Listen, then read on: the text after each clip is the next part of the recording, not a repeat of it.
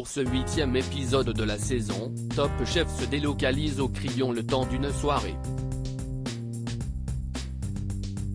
Mais comment tourner alors que le palace parisien était ouvert et accueillait des clients?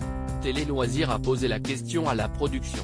Top Chef sort le grand jeu ce mercredi 19 avril. Le concours culinaire de M6 change de décor pour s'installer, le temps de ce 8e épisode, dans le cadre feutré du Crillon. Les candidats devront y faire face aux demandes les plus fréquentes des clients d'un palace, qu'il s'agisse du petit déjeuner, du déjeuner au restaurant gastronomique ou de l'encas que l'on veut dévorer en cas de fringale nocturne. Bref, vous allez encore en prendre plein les yeux.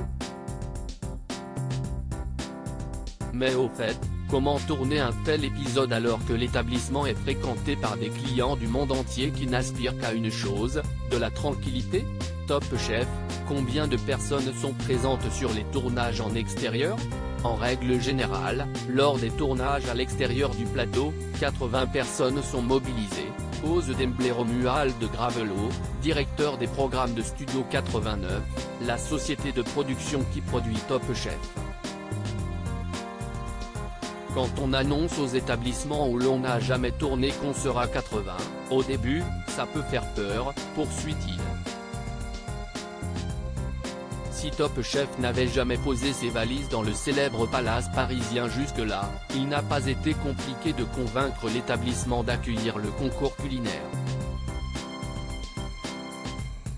Ça s'est fait quasiment instantanément. En 14 ans d'existence, on a la chance d'avoir eu des rapports privilégiés avec à peu près tous les palaces de France et de Navarre. On n'a jamais eu de fin de non-recevoir. On entretient de bons rapports avec le Crillon. Et Paul Perret a pu faire l'intermédiaire grâce au bistrot qu'il y ouvrait, Nonos, note de la rédaction, nous assure le producteur. Top Chef 2023, la technique de la production pour passer inaperçu évidemment, ce gros barnum Quest Top Chef ne doit pas perturber la vie du palace le temps de l'enregistrement. Le deal, quand on arrive au Crillon, si est que l'on ne nous voit pas.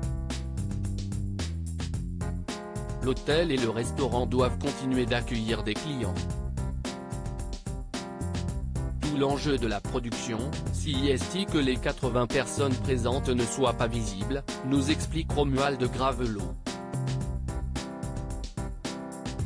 Pour cela, la production met les petits plats dans les grands. Les équipes travaillent en roulement. Il y a d'abord les premières équipes techniques de régie qui arrivent la veille au soir pour faire des câblages nécessaires au retour vidéo.